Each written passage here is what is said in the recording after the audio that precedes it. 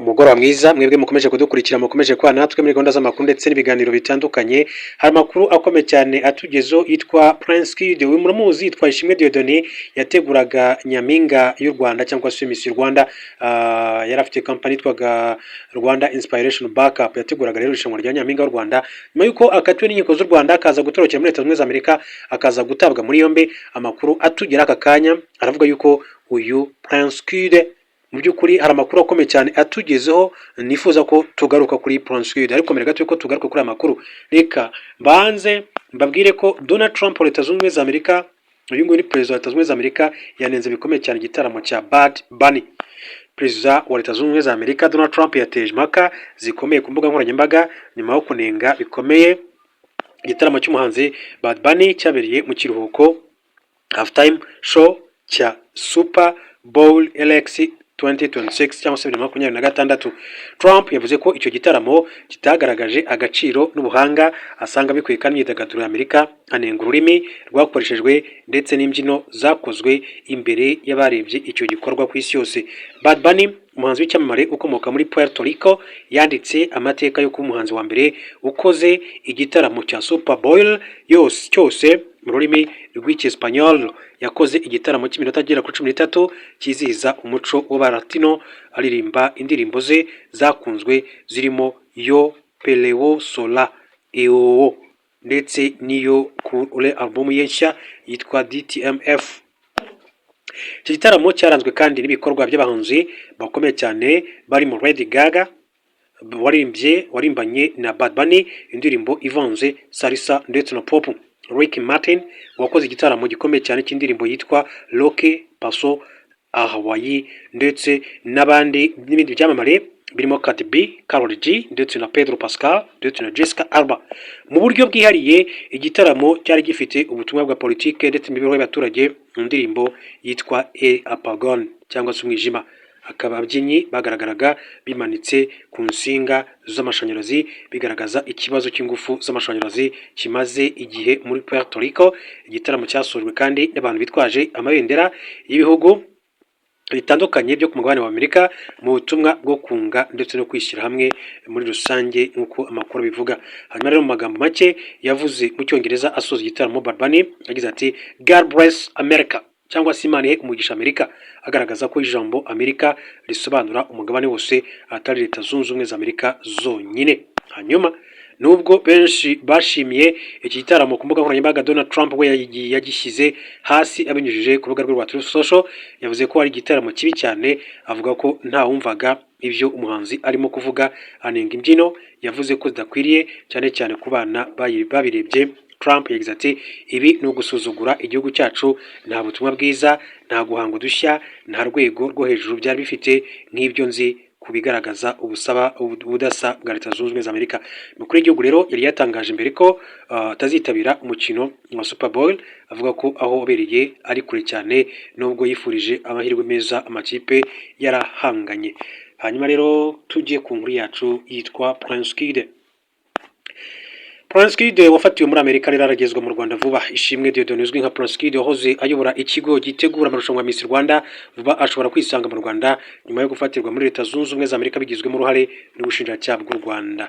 Ibi byemejwe n'umushinjacyaha bukuru bw'u Rwanda mu kiganiro umushinjacyaha mukuru ahaye itangazamakuru kuri wa mbere tariki ya 9 Gashyantare 2026 ubwo yemezaga ko bazi ifatwa rya Ishimwe Dieudonné muri Amerika. Ikiganiro abanyamakuru cyahuje inzego zitandukanye ziri mu nama mu runana rw'ubutabera kuri wa mbere. Umushinjacyaha mukuru w'u Rwanda Habyarimana Angelique yagize ati Ishimwe Dieudonné yahamijwe icyaha cyo gufata ku ngufu mu buryo budasubirwaho, hamenyekanye ko ari muri Leta Zunze Ubumwe za Amerika nk'uko bisanzwe hakozwe ibisabwa. Ati iyo hamenyekanye uwakoze icyaha aherereye hashyizweho impapuro kandi zo kumufata cyangwa se kumuta muri yombi. Ishimwe Dieudonné wahoze ategura amarushanwa y'ubwiza ya Miss Rwanda yafatiwe muri Texas muri Amerika ku itariki ya 3 Werurwe 2025. Ishimwe w'imyaka 38 y'amavuko yari yahunze u Rwanda nyuma y'uko urukiko rukuru rwa Kigali rumuhamije ibyaha bifitanye isano no gufata ku ngufu mu Ukwakira 2023. Yahunze igihugu mbere yo gukora igifungo cy'imyaka igera kuri 5 yakatiwe. Hanyuma no kuvuga ngo yari yamaze gukatirwa imyaka igera kuri 5 rero, ariko aza guhita ahunga igihugu. Muri Nigeria, amakuru aturuka muri iki gihugu cya Nigeria ati abantu bitwaje intwaro bishe abantu batatu bashimuta umupadiri. Amakuru aturuka muri Kiliziya Gatolika ndetse na polisi aravuga ko abantu bitwaje imbunda ku wa gatandatu bateye inzu y'umupadiri mu majyaruguru ya Nigeria muri leta ya Kaduna, bahitana abantu batatu ndetse banashimuta umupadiri Gatolika hamwe n'abandi benshi nk'uko amakuru aturuka muri Kiliziya na polisi bivuga. Diyoseze Gatolika ya Kafanchan yatangaje ko umupadiri washimuswe ari Nathaniel Asuwaye, umupadiri wa paruwasi ya Kiliziya Gatolika y'Ubutatu Butagatifu da Ikaku. Diyoseze yavuze ko abandi baturage 10 nabo bashimuswe muri icyo gitero cyatangiye ahagana mu masaha 9:20 za mu gitondo ku isangira amasaha ya GMT.